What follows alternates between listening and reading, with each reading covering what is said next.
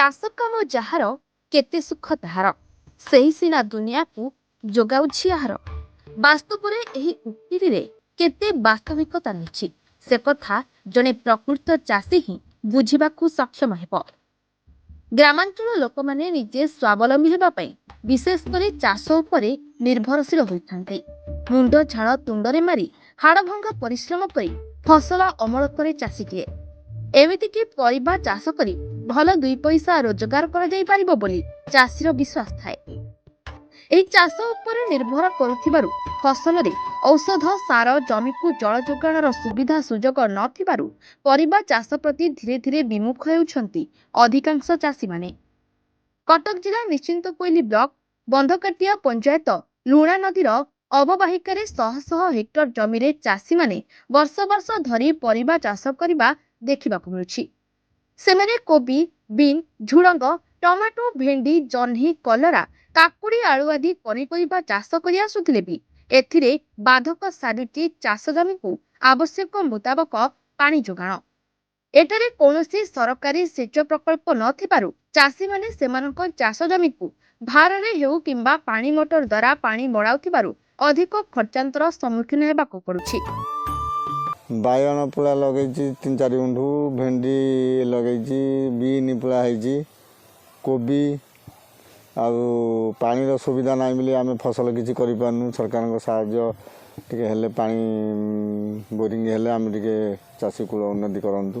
ପରିବା ଚାଷ କରିଛନ୍ତି ଠିକଠାକ ମୂଲ୍ୟ ପାଇପାରୁଛନ୍ତି ବଜାରରେ? ନାଇଁ ହେଇପାରୁନି ଆଜ୍ଞା। ଔଷଧ ସାର ଔଷଧ ବି ଆସିପାରୁନି ସରକାରଙ୍କର, କି ସହାୟତା ପାଇପାରୁନୁ। ପୋକ ଲାଗିଲେଣି ଗଛରେ, ଏଗୁଡ଼ା ସବୁ ଔଷଧ ଆମେ ଆଣିପାରୁନୁ ପଇସା ଇଏ କରିକିରି।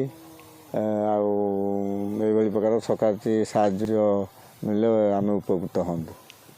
ଏ କୋବି, ଟମାଟର, ବାଇଗଣ ହେଇଛି, ପୋକ ଲାଗୁଛନ୍ତି, ପାଣି ସୁବିଧା ନାହିଁ, ଲସ୍ ହେଉଛି ବହୁତ। ଗଭର୍ଣ୍ଣମେଣ୍ଟ ତ କିଛି ଶୁଣୁନାହାନ୍ତି, ଆଉ ବୋରିଂ ବସଉନାହାନ୍ତି। ଏହା କହିବାକୁ କହୁଛୁ ଆଉ କ'ଣ। ବଜାରରେ ଠିକଠାକ ବିକି ପାରୁଛ? ନା ଏବେ ବଜାରରେ ନାହିଁ, ବଜାରରେ ନାହିଁ। ସେ ନକଡ଼ା ଛକଡ଼ା ବେପାର, ସେଇଖିଣା କେଉଁଠୁ ଆସିବ? କ'ଣ ଦିଅନ୍ତେ ଯେ ସରକାର ଦିଅନ୍ତେ, ଲୋନ୍ ଫୋନ୍ ସାହାଯ୍ୟ ହୁଅନ୍ତେ। ପନିପରିବା ଚାଷ ପାଇଁ ଖାଲି ଜଳ ଯୋଗାଣ ଅସୁବିଧା ହେଉଛି ସେ କଥା ନୁହେଁ, ବରଂ ରୋଗ ପୋକ ଦାଉରୁ ରକ୍ଷା ନିମନ୍ତେ ଆବଶ୍ୟକ ମୁତାବକ ସାର ଔଷଧ ଯୋଗାଣ ହୋଇପାରୁନି।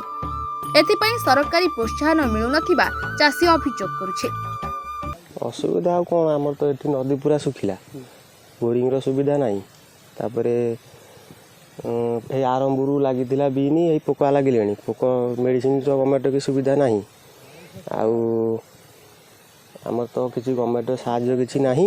ଆଉ ଆମେ ଏମିତି ଯାଇ ଦରିଦ୍ର ହେଇ କରୁଛୁ ଆଉ କ'ଣ। ନାଇଁ ମୂଲ୍ୟ କିଛି ମିଳୁନି ଠିକ୍ ସେ, ପୋକର ସମସ୍ୟା, ତାପରେ ଆମର ପାଣିର ସବୁକିଛି ନେଇକିରି ଆମେ ଚାଷ ଯେଉଁ କରୁଛୁ ପୁରା ଅସୁବିଧାରେ। ଆଉ ଚାହୁଁଛୁ କ'ଣ, ଗଭର୍ଣ୍ଣମେଣ୍ଟ କିଛି ଋଣ କି ଗୋଟେ ବୋରିଂ ଫରି ଗୋଟେ କରିଦିଅନ୍ତେ, ତାହେଲେ ଟିକେ ସୁବିଧା ହୁଅନ୍ତା ଆମ ପାଇଁ। ଆଉ ଏ କୋବି, ବିନ୍, ମୂଳା, ଆଳୁ ଏଇସବୁ ଜିନିଷ, ବାଇଗଣ। ଅସୁବିଧା କ'ଣ, ନଦୀରେ ଯେଉଁ ଆମେ ମଡ଼େଇକି ପାଣି ସବୁ ମଡ଼ଉ, ନଦୀରେ ପାଣି ନାହିଁ। ଆଉ ପାଣି ସକାଶେ ଗଛ ସବୁ ଅସୁବିଧା ମରିଯାଉଛି। ଆଉ ଆମେ କିଛି ବେନିଫିଟ୍ ହେଇପାରୁନୁ।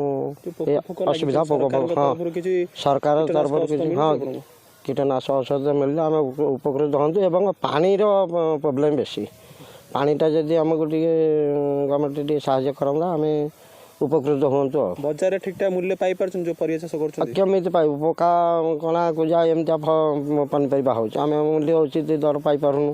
ଆଉ ଟିକେ ଯଦି ଆମକୁ ସରକାରଙ୍କର ଅନୁଦାନ ହୁଅନ୍ତା, ଆମେ ପାଣିରେ ଉପକୃତ ହୁଅନ୍ତୁ।